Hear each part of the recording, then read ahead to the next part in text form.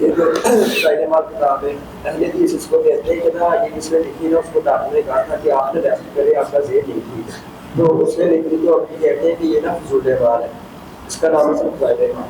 ٹھیک ہے بیٹا، وہ لوگ یہ کہتے ہیں، آپ ٹھیک کہہ رہے ہیں، لیکن تحقیقی بات ہے کہ وہ غلط کہتے ہیں.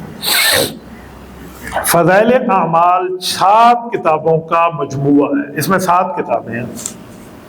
فضائل نماز، فضائل ذکر، فضائل درود شریف، فضائل تبلیغ، مسلمانوں کی پستی کا موجودہ مسلمانوں کی پستی کا حل، فضائل حج، فضائل درود شریف. یہ 7 کتابیں. 8ویں ہے حکایات صحابہ. کل ملا کر یہ فضائل اعمال ہیں، الگ الگ رسالہ ہے. جس پر حضرت شیخ زکریا کو ڈاکٹروں نے کہا تھا کہ آپ آرام فرمائیں، آپ کا دماغ تھکا ہوا ہے، آپ نے اتنا عرصہ کام کیا ہے. تو ان دنوں میں شیخ زکریا نے پوری فضائل اعمال کی بات نہیں تھی، باقی ساری لکھی جا چکی تھی. ایک 200 صفحے کا اندر رسالہ ہے، تو 700 صفحوں میں صرف 150 صفحے کا رسالہ ہے، 200 کا حکایات صحابہ، صرف وہ لکھا تھا. میرا پہلا سوال، باقی فضائل اعمال کو تو مان لو، چلو ہم حکایت صحابہ کو ایک طرف کر لیتے ہیں، ٹھیک ہے، باقی فضائل اعمال کو مان لو.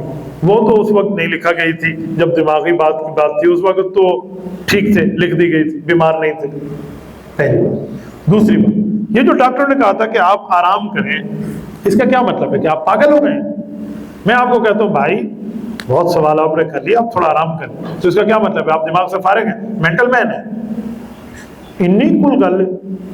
ڈاکٹروں نے کہا حضرت آپ آرام کر لیں، تو اس آرام کا کیا مطلب ہے؟ کوئی پاگل ہو گئے تھے؟ شیخ الحدیث تھے.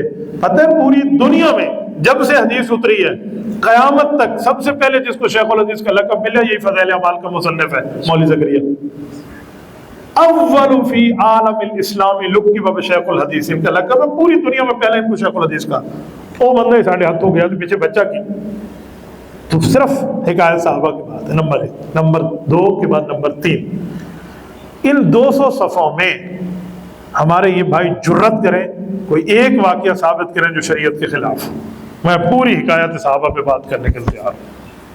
ایک حکایت صحابہ میں ایک واقعہ شیئر کر دیں جو قرآن اور سنت کے خلاف، وہ حکایت صحابہ کے اندر موجود نہیں. یہ صرف انہوں نے ڈھونگ رہا چلا. کریں سوال.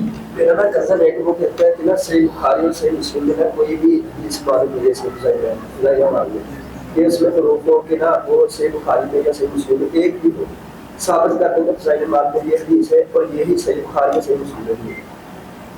میں آپ کو بتا، یہ وہ سوال ہے جس پر مولانا طارق جمیل صاحب نے بھٹی کو کہا ہے کہ تینوں بخاری مسلم میں بخار چڑھ گیا ہے. یہی وہ سوال. بیٹا صحیح بخاری اور صحیح مسلم میں پیغمبر کی ساری حدیثیں تو ساری نہیں ہے، تو پھر آپ بخاری مسلم کو ہمیں پابند کیوں کرتے ہیں؟ صحیح بخاری صحیح مسلم میں حضور کے فرمان کے ساتھ لا الہ الا اللہ محمد الرسول اللہ پورے بخاری اور مسلم میں فرمان نبوی موجود نہیں ہے. آپ کلمہ چھوڑ دیں.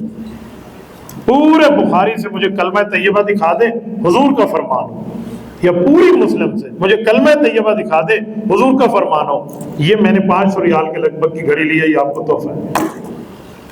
کوئی مجھے دکھا دے کہ بخاری اور مسلم میں حضور کے فرمان کے ساتھ کلمہ موجود ہو. آپ نہیں دکھا سکتے، پھر کلمہ چھڑ دیجیے. بخاری میں نہیں ہے، مسلم میں نہیں ہے. اگر کلمے کے لیے کوئی اور کتاب پہ جا سکتے ہیں تو فضائل اعمال کی حدیث کے لیے کہیں اور نہیں جا سکتے.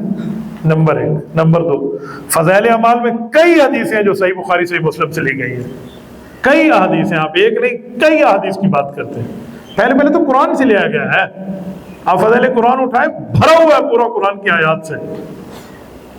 پہلے قرآن ہے، بخاری مسلم اور باقی کتابیں تو بعد میں نا، تو قرآن سے لیا گیا. قرآن کی بھی چیلنج ہمیں کیوں نہیں دیتے ہیں. تیسری بات کہ بخاری اور مسلم تو امام ابو حنیفہ کے شاگرد کے شاگرد کے شاگرد کے شاگرد نے لکھی ہے. بخاری مسلم سے ہم نہیں ڈرتے، وہ تو احناف کے شاگردوں کے نام ہے. امام بخاری کے استاذ کا نام ہے حمیدی، امام حمیدی کے استاد کا نام ہے عبد الرزاق ابن الحمام الصنعائی، ان کے استاد کا نام ہے امام قاضی ابو یوسف یعقوب بن ابراہیم القاضی، ان کے استاد کا نام ہے امام اعظم ابو حنیفہ. استاد کے استاد کے استاد کے استاد کا نام ہے ابو حنیفہ. تو شاگردوں کے شاگردوں والی کتاب کی ضرورت حنفیوں کو نہیں ہے، حنفی ان کے استادوں کے استاد ہیں۔ اللہ اللہ اور خیر صلی اللہ کو کرے ہم سے بخاری مسلم پہ بات، کبھی بھی نہیں لکھ دے گا۔ آپ کا نام احمد بھائی، وہ زہر کا پیالہ پی لے گا، نہیں لکھ دے گا اگر اس نے بخاری مسلم پڑھی ہے تو۔ پتہ ہے کیوں؟ آؤ میں بخاری پڑھتا ہوں۔ بسم اللہ الرحمن الرحیم۔ کان القوم یسجدون علی القلنسوۃ والعمامہ، جب نماز پڑھو سر پہ ٹوپی رکھو یا پگڑی رکھو۔ یہ بھائی رکھتے ہیں؟ بخاری مسلم کتنے گئی؟ آگے آئیے۔ بسم اللہ الرحمن الرحیم۔ باب من اجاز الطلاق الثلاث لقول اللہ تعالی، 3 طلاق دو 3 ہوتی ہے، امام بخاری کی قول، صحیح بخاری جلد 2 کتاب الطلاق۔ تو یہ کیا کہتے ہیں 3 طلاق تو کتنی ہوتی ہے؟ 1۔ کون بخاری کتنے گئی؟ صحیح بخاری جلد نمبر 1۔ واللہ لا یذیقک اللہ الموتتین ابدا، نبی قبر میں زندہ ہے، دوسری موت نہیں آئے گی۔ یہ حضور کی قبر کی زندگی نہیں مانتے۔ اب بخاری کتنے گئی؟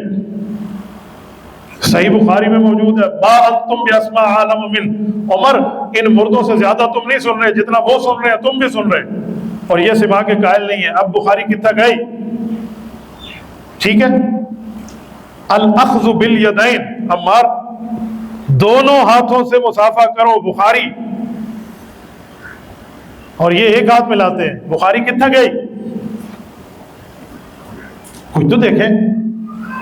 صحیح بخاری میں روایت موجود ہے، نبی علیہ السلام نے تہجد 8 رکعت پڑھی ہے اور 3 وتر پڑھے ہیں، اور پورے رمضان میں بھی پڑھے ہیں اور غیر رمضان میں پڑھے ہیں۔ ما کان یزید رسول اللہ صلی اللہ علیہ وسلم علی 11 رکعۃ یصلی 4 فلا تسأل عن حسنهن وطولهن ثم يصلي 4 فلا تسأل عن حسنهن وطولهن ثم يصلي 3۔ نبی علیہ السلام پورا سال یہ 11 رکعت پڑھتے، 8 رکعت تہجد، 3 رکعت وتر۔ یہ میرے بھائی تو کہتے ہیں رمضان میں اس کا نام تراویح، عام دنوں میں اس کا نام تہجد ہے۔ اب بخاری کتنے گئے؟ احمد بھائی یہ میں نے صرف بخاری کے 2-3 حوالے دیے ہیں، ورنہ الحمدللہ آپ کا یہ بھائی ابھی یہاں بیٹھے نا، اذان اثر ہو جائے گی، میں یوں آپ کے سامنے بخاری مسلم پڑھوں گا۔ یہ ان بچوں کو سنانے کے لیے بخاری مسلم کتنا گئی؟ آپ دعا کریں کبھی مرزے سے ہمارا واسطہ پڑ جائے، میں لگے ہوئے قرضے نہ اتارو تو پھر کہنا کہ بخاری کہتے کیسے ہیں؟ ایسے لوگوں کو بخار، اسی لیے تو مولانا ترجمیل نے ان کو کہا تینوں بخاری تو بخار چڑھا ہوا ہے۔ تو ایسا مسئلہ نہیں ہے، جس نے بخاری پڑھی ہے اس کو پتہ ہے۔ میں انہیں کہتا ہوں کہ بن عشق محمد جو پڑھتے ہیں بخاری، بخار ان کو آتا ہے، بخاری نہیں آتی۔ بخاری کے معاملات پہ ایسا نہیں ہے۔